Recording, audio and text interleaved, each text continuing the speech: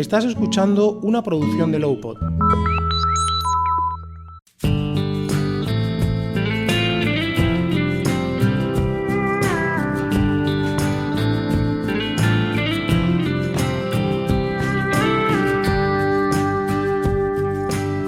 Bienvenido a Desmontando el Baremo, con Mariano Medina.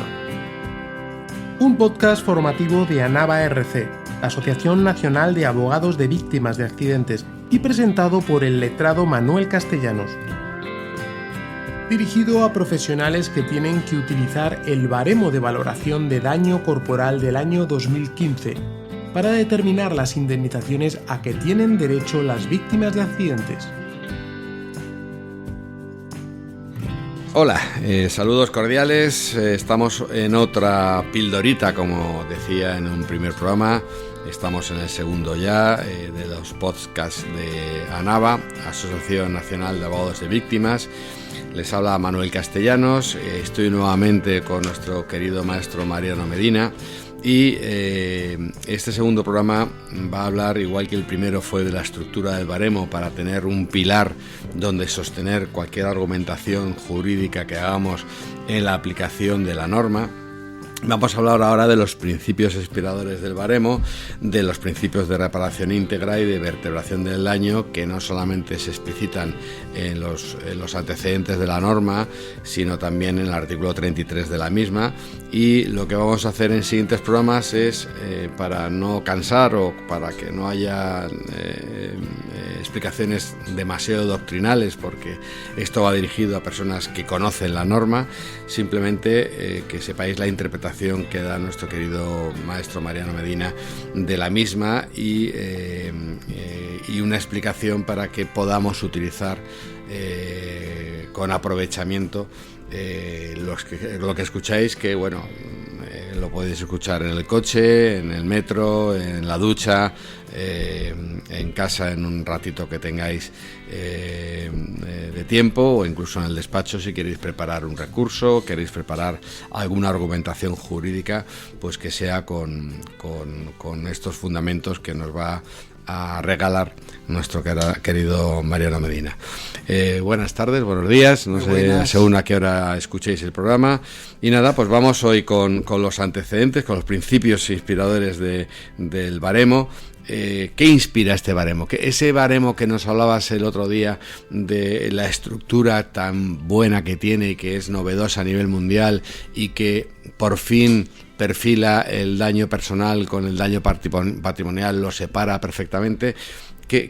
¿Cuáles son sus principios y cómo tenemos que abordar este baremo con esa norma estructurada, tal y como nos contaste en el último programa? En primer lugar, el primer principio es el que vimos el otro día, es la vertebración. Y lo proclama lo que un colaborador de tu despacho en una cierta conferencia que le oí llamaba la regla del 33. Hoy vamos a dedicarnos a la lectura del artículo 33 de la Ley sobre Responsabilidad Civil y Seguro en la circulación del baremo, que es la madre del baremo. La norma esta, el 33, es la norma fundamental, donde está todo lo que se puede decir del baremo, y viendo sus verdades y sus mentiras.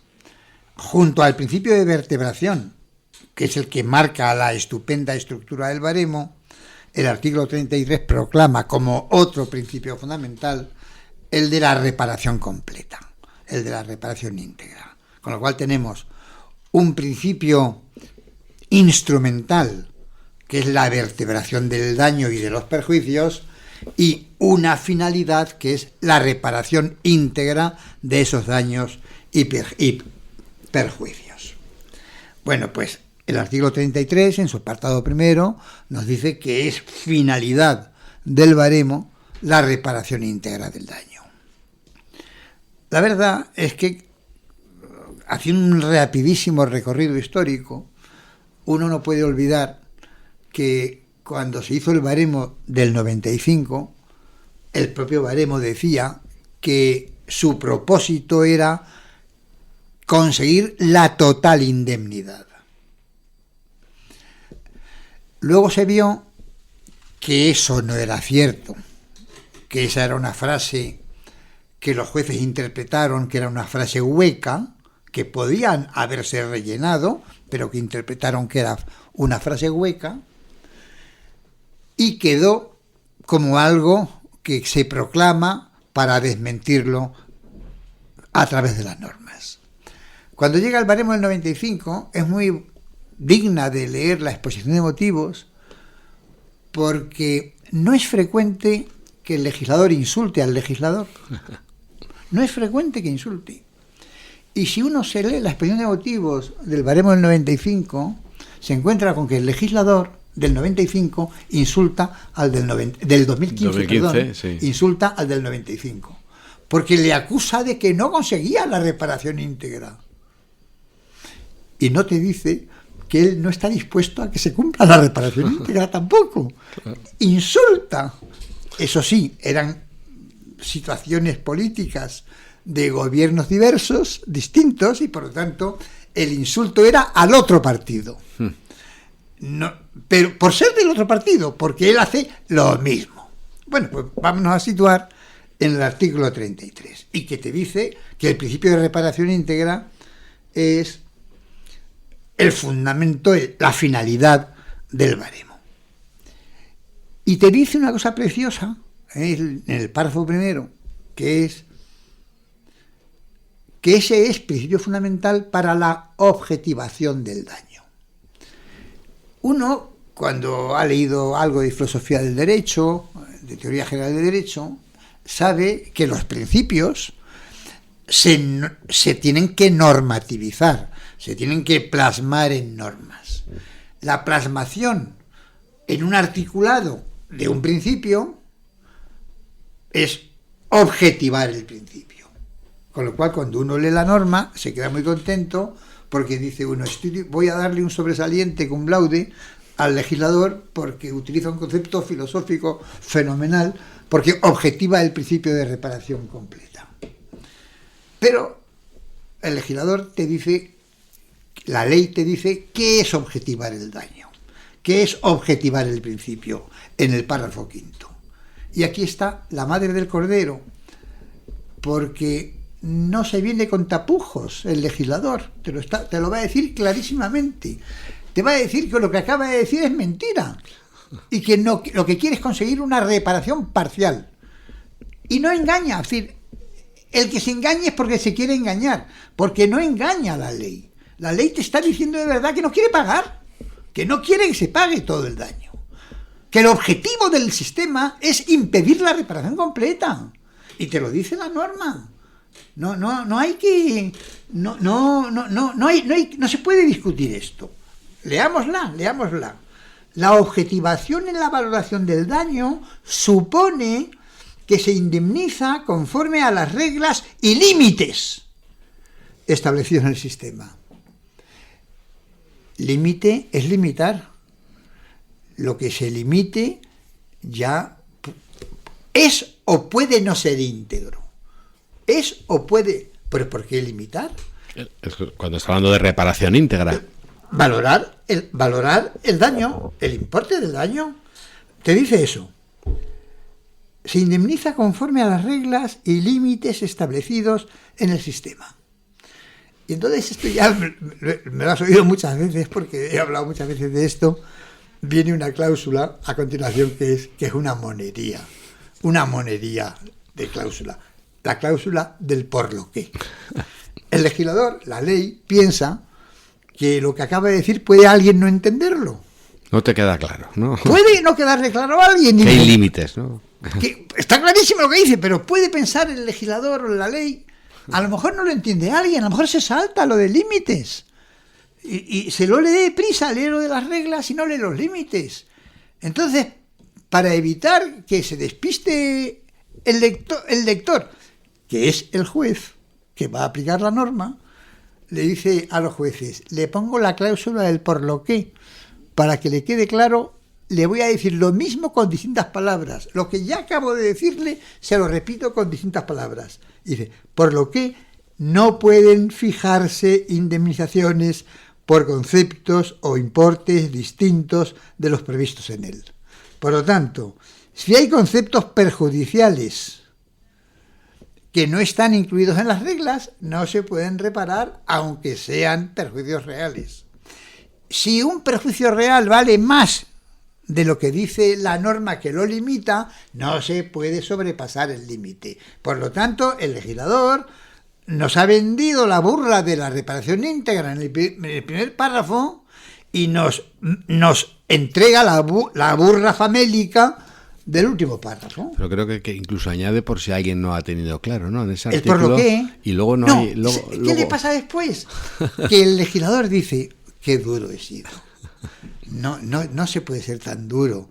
Vamos ahora a ampliar. Y la gente se pone muy contenta cuando lee el siguiente párrafo de la ampliación. Abro portillos, abro la compuerta para que esto no sea tan rígido. Y entonces viene la cláusula del no obstante. Dice, no obstante, y ahora veréis lo que dice la norma, los perjuicios relevantes, un requisito, relevantes, un impedimento, ocasionados por circunstancias singulares, y no contemplados en las reglas, que es lo que yo el otro día decía de lo que es un perjuicio excepcional. Es un perjuicio atípico, no regulado. Pero aquí te añade, además de no regulado, que sea relevante, que sea singular. Y sigue. Bien. Se indemnizan. Qué bien, se indemnizan los perjuicios excepcionales. Gracias a la cláusula del no obstante. Se indemnizan y te dice la norma, como perjuicios excepcionales. ¿Por qué cómo? Si son perjuicios excepcionales, no cómo. Y están regulados. Y te dice, y se indemnizan de acuerdo con las reglas establecidas al efecto en los artículos 77 y 112. ¿Y qué le pasa al lector? Que se queda con el buen sabor de boca de la cláusula del no obstante. Te quedas con el buen sabor de boca de que pese a que hay que pagar los daños y perjuicios de acuerdo con las reglas y de acuerdo con sus límites y que no se pueden poner cantidades distintas ni superiores y demás, te viene el balón de oxígeno del no obstante en las circunstancias excepcionales, de los perjuicios excepcionales. Y eso sí, te quedas muy contento leyendo esto, pero no te molestas en leer los párrafos a los que se remite. Bueno, y los que artículos son el 77 de fallecimiento y 112 de lesiones permanentes, que también son limitantes. Es decir, que esos artículos tan excepcionales son que son prácticamente inutilizables, y si se utilizan es con un límite porcentual. Es que tienen el truco del almendruco. Claro. Porque esos artículos, ¿qué te hacen? Vamos a hacer un diseño. Enlazando con lo que dijimos el otro día de los perjuicios personales, perjuicios patrimoniales. Hay perjuicios personales excepcionales, perjuicios patrimoniales excepcionales. En principio, con lo que hemos leído de la cláusula del no obstante, se reparan todos. Pero cuando te lees el 77 y 112, te encuentras primero que si los perjuicios excepcionales se producen como consecuencia de lesiones temporales, no se pagan nunca. Ni personales ni patrimoniales. ¿Por qué? Porque el 77 refiere a la muerte, el 112 refiere a las secuelas y no hay precepto correlativo de perjuicios excepcionales para lo temporal. Por lo tanto, el legislador te está diciendo, sí, le abro el portillo de la reparación, pero si los perjuicios excepcionales son temporales, nada, ni un duro, pase lo que pase. Y los hay a veces, excepcionalmente. Pero los hay. Claro, entonces, ya hablamos el otro día de la vertebración del daño en cuanto al perjuicio patrimonial. No lo vamos a reiterar hoy, porque es uno de los principios inspiradores. Ya nos has dejado claro que la reparación íntegra como concepto ideal es muy bonito, pero el baremo, aunque lo proclama, no lo consigue. Que se propone impedirlo. Es algo más que no conseguirlo. Porque la reparación íntegra es muy complicada. Es muy difícil decir que una cosa es íntegra. Porque son conceptos evanescentes, son conceptos discutibles. Porque puede no saberse lo que es íntegro, pero sí se sabe lo que no es íntegro. Bueno, desde el punto de vista... Y por lo tanto, lo que hace este sistema es impedir la reparación completa gracias a la vertebración, sabiendo que te impide la reparación completa, porque lo que sí que se puede demostrar es que las reparaciones que proporciona son parciales. Evidentemente, además, los que nos dedicamos profesionalmente a esto, y eso muchas veces los jueces no saben valorarlo, no se dan cuenta, es que yo recibo infinidad de víctimas con luctuosos accidentes con fallecimientos o lesiones graves que me dicen que la reparación íntegra no existe. Es decir, que al final la reparación íntegra estamos hablando de un concepto espiritual, es decir, es un concepto que al final lo valoras económicamente con una cosa incuantificable. Entonces, a mí, clientes que vienen al despacho me dicen, no, si yo no quiero que me den dinero, quiero a mi padre, o quiero a mi hijo, o quiero mi pierna. No quiero haber sufrido el accidente. Entonces, evidentemente, en la sociedad en la que estamos, todo se evalúa económicamente, y eso es lo que tiene que intentar lograr el juzgador. Entonces, viendo que esto lo que hace es una cortapisa, lo que hablamos el otro día, ¿por qué el baremo lo pone muy fácil, pero por qué los jueces utilizan este baremo en vez de para intentar estrujarlo para dar, lo utilizan para quitar? ¿Por qué tienen esa manía de utilizarlo de esta manera el baremo? Sí, yo creo que es un tema psicológico. La verdad es que lo he pensado muchas veces, porque cuando yo empecé a ejercer, en el año 72, había muchos jueces que pretendían ser generosos. No lo conseguían. No eran nada disparatadas las indemnizaciones, pero tenían la conciencia de creer que se favorecía a la víctima. Eso se manifestó sobre todo de forma muy creciente y realmente llamativa en los años 80 del pasado siglo. Y eso es lo que dio lugar a que las compañías de seguros se plantearan que había que baremar, porque estaban asustadas de lo que era una carrera armamentística valorativa que se estaba produciendo, porque cada vez el siguiente juez daba más. Pero la ley tiene ese inconveniente. La ley tiene el inconveniente de que se presta a interpretaciones estrictas, a interpretaciones no flexibles, a interpretaciones no sistemáticas. Se presta a que los máximos sean inalcanzables, porque, no sé, hay una cierta tendencia salomónica de los jueces. Yo me acuerdo que una vez tenía yo un pasante en un juicio de faltas, estábamos sentados viendo un juicio y mi pasante le pregunta a un compañero que estaba también esperando y le dice, ¿qué tienes aquí? Dice, pues tengo un fallecimiento. ¿Y qué vas a reclamar? Hace muchos años.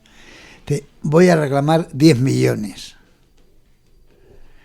Y le dice mi pasante, pide 20. Total, que pidió 20 y le dieron 10. Yo siempre sospeché que si hubiera pedido 10 le habrían dado 5. Claro, sí. Porque hay una cierta tendencia a darte la mitad. Bueno, entonces, la regulación por baremo, con límites, parece que el máximo no se puede llegar. Por ejemplo, esto lo hemos vivido con el baremo todos. Les dio tanta alegría a las compañías de seguros conseguir el baremo en el 95, que en cuanto tenías una secuela te daban el máximo de puntos. Sin más, porque decían, madre mía, lo que nos estamos ahorrando con lo que podíamos haber pasado antes. Claro. El máximo. De 5 a 10, 10. Pasó el tiempo y empezaron a ofrecer 5. Y hoy día no hay forma de que te ofrezcan algo superior al mínimo. Sí. Bueno, siempre te ponen el mínimo. De hecho, lo comentamos mucho. La secuela más típica, que es la de la algia cervical, de 1 a 5. Yo no conozco todavía ningún juez que haya dado 4 o 5. Es la entelequia, es la inexistencia de que también existe. Esa horquilla existe. Bueno, para finalizar, viendo tu crítica evidente a estas cortapisas del artículo 33, ¿en qué lo modificarías? ¿Cómo mejorarías este artículo? Te reformulo la pregunta. ¿Cómo harías el artículo para que cumpliera lo que proclama la propia norma, que es la reparación íntegra? ¿Qué suprimirías de ese artículo? ¿Qué comas? ¿Qué no obstante? ¿Qué es lo que harías en ese artículo para que de verdad los jueces y las víctimas confiemos en el que haya una reparación íntegra de los perjuicios causados en un accidente de tráfico. Vamos a ver, la cosa, para expresarlo en unos minutos es difícil porque es un tema complejo.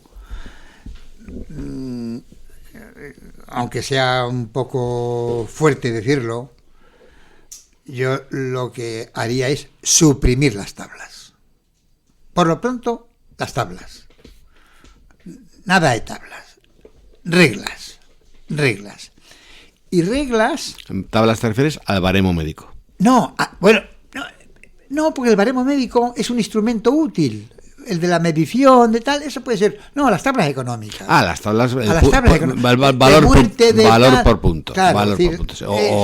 Es que, o cuantía por. Que lo menos problemático de la valoración es el daño corporal, la lesión permanente. Porque ahí sí que el baremo médico permite un juego de proporcionalidad. Yo, el baremo médico, como baremo médico, sí que ha sido particularmente útil para racionalizar el resarcimiento. Yo te cuento que yo tuve en 15 días de separación 2 juicios en donde chicas jóvenes y monas tenían una esplenectomía, le han quitado el bazo, y en el juzgado de Vallecas me dieron 4 millones y en el juzgado de Álvarez Quintero me dieron 100.000 pesetas. Y el bazo era el mismo. Y las niñas eran casadas, sin hijos, jóvenes y demás. Y el médico forense de Vallecas y el juez de Vallecas pensaba que la pérdida del bazo es una cosa que altera mucho la regulación del cuerpo humano y daba un pastón. Y en cambio el juez de Álvarez Quintero decía que eso era una mierda, que es una cosa que no tiene ningún interés y que es como un apéndice. Bueno, para los jóvenes oyentes habla de juzgado de distrito. Hablo de juzgado de distrito. Bueno, cuando empezó Mariano se pateó todos los juzgados de distrito habidos y por haber. Eso sí, se podía dar mucho dinero cuando llega el baremo. Entre el maximalismo y el minimalismo ha vencido el minimalismo, claro. Bueno, quitarías las tablas. ¿Qué más harías con ese artículo? Y quitaría la rigidez de los límites. Y pondría que para superar los límites el juez tiene que justificarlos adecuadamente. Porque no se pueden establecer límites. Y luego pondría más posibilidades de corregir cantidades. Porque la idea, por ejemplo, en daños personales, es correcto que te hagas a la idea de que tanto por a la viuda, al viudo y tal, hay factores, elementos. El baremo del 2015 ha racionalizado mucho los perjuicios personales causados por muerte frente a la aberración del 95, frente a la aberración del 91 y frente a la aberración de la práctica judicial anterior a los baremos. Porque es que no hay que olvidarse de que cuando yo empecé a ejercer, y si se moría un señor casado con viuda, la indemnización se la adjudicaba a los herederos, con lo cual la viuda cobraba la cuota legal usufructuaria y el que se lo llevaba era el padre. Bueno, entonces, si queremos hablar del eje ferenda, pues habría que estar mucho tiempo para decir la cantidad de cosas que realmente se podrían hacer. Básicamente esas dos cosas serían lo mínimo. Claro, y me cargaría la cláusula restrictiva de los perjuicios excepcionales, trataría de dar pautas, pero por reglas legales. Las tablas... Eso que hablamos, que el baremo le gusta mucho definir, hacer definiciones, y cuando no le interesa no define, ¿no? Exacto. Vale. Bueno, pues yo creo que ha sido muy constructivo. Has empezado hablando de la regla del 33 y hablando de un compañero. Como somos gente seria, no como otros que hacen tesis doctorales con plagios y no queremos dejar de mencionar a nuestros compañeros, como nota al pie, el inventor de la denominación de regla del 33 es nuestro apreciado compañero Juan Penalaso, al que le mandamos un saludo desde aquí, porque el copyright es suyo y nosotros, como decimos, somos gente seria y no copiamos ni dejamos de mencionar nuestras fuentes como digo, como hay algunos ejemplos bastante lamentables en la sociedad actual. Bueno, pues una vez más nos despedimos dando las gracias otra vez a Mariano. Quien les habla de nuevo es Manuel Castellanos y nada, os emplazamos para el siguiente capítulo de este podcast de ANAVA y espero que os haya resultado útil. Muchas gracias.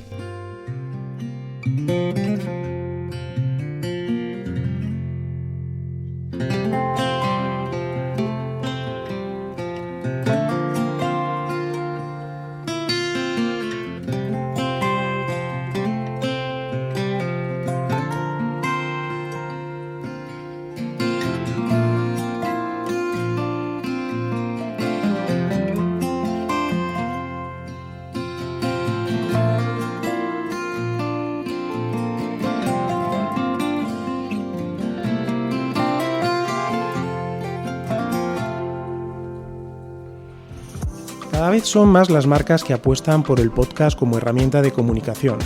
Pero, ¿qué ventajas tiene? Con un podcast le hablas al oído a tu cliente, estableciendo una conexión más directa, cercana y emocional. Un espacio de diálogo que crea comunidad. Aumenta también el recuerdo de tu marca y tu credibilidad. En Lowpod te queremos ayudar. Somos una productora que impulsa tu comunicación a través de la palabra.